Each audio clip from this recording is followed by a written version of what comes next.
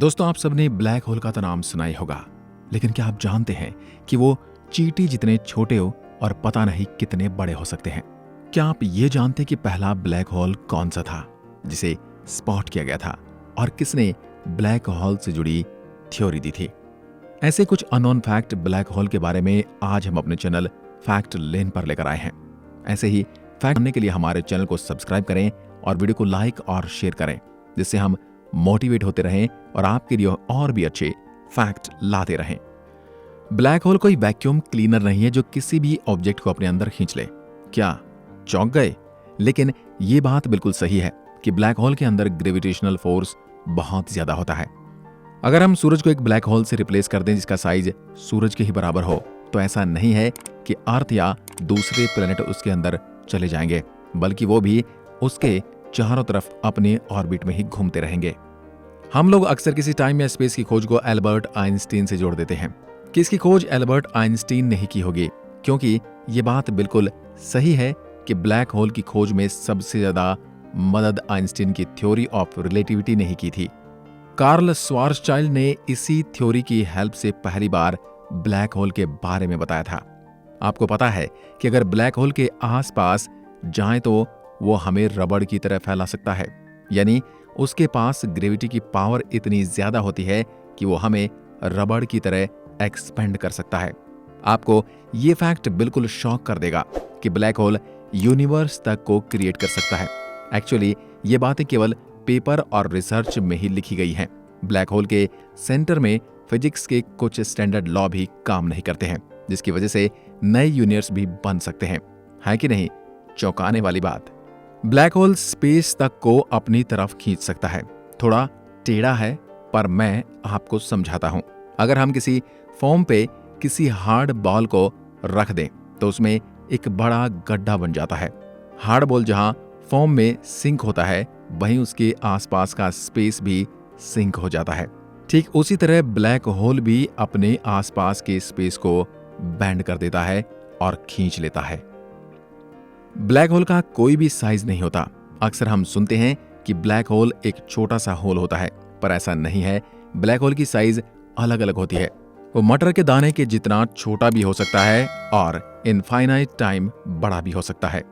हमारी Galaxy milky वे के centre में ही एक बड़ा सा ब्लैक होल है जिसका नाम सैजिटेरियस ए है। ये ब्लैक होल करीब सूरज से 4 मिलियन टाइम बड़ा है और करीब 26,000 लाइट ईयर हमसे दूर है। थैंक गॉड, वरना हम मुश्किल में पड़ जाते, या फिर हम मुश्किल में पड़ने लायक होते ही ना। ब्लैक होल टाइम और स्पेस आराम से दोनों को मैनिपुलेट कर सकता है। नहीं समझ आ रहा तो सुनिए।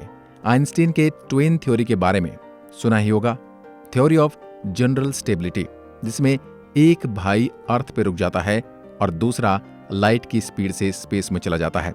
लेकिन जब कुछ सालों के बाद दोनों की मुलाकात होती है तो स्पेस में जाने वाला भाई अर्थ पे रुके हुए भाई से यंग दिखाई देता है। मतलब वो इतनी तेज स्पीड से गया कि टाइम उसके लिए बहुत स्लो हो चुका है।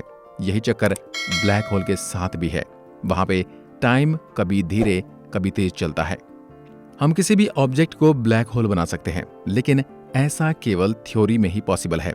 असल में ब्लैक होल का सेंटर एक डेंस मटेरियल से बना होता है, जिसकी वजह से उसके सेंटर में ग्रेविटी पुल ज्यादा होता है और वो दिखाई भी नहीं देता है। पहला ब्लैक होल जो खोजा गया था उसका नाम सिग्नस X1 था, जिसे 1964 में साउंडिंग रॉकेट से डिटेक्ट किया गया था। साल 2019 में सबसे पहली बार ब्लैक होल की फोटो ली गई थी, वो भी इवेंट होराइजन टेलीस्कोप की मदद से। ये फोटो तब ली गई थी जब कुछ रिसर्चर्स उस टेलीस्कोप की हेल्प से M87 नाम की गैलेक्सी को एक्सप्लोर कर रहे थे। एक फैक्ट ये भी कि अगर कोई स्टार किसी ब्लैक होल के पास से गुजरता है और अगर उस ब्लैक होल की ग्रेविटी पुल ज्यादा हो तो वो उसे फाड़ भी सकता है, यानी कि टुकड़ों में बांट सकता है।